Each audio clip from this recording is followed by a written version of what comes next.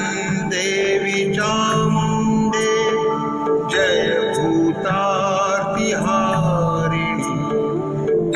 जय सर्वगते देवी कालरात्रि नमोऽस्तुते।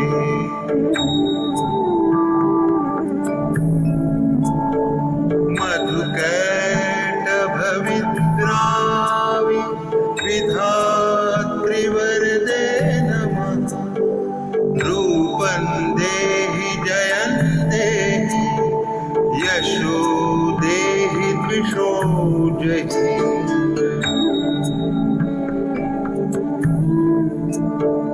महिषासुरनिर्नाशि भक्तानां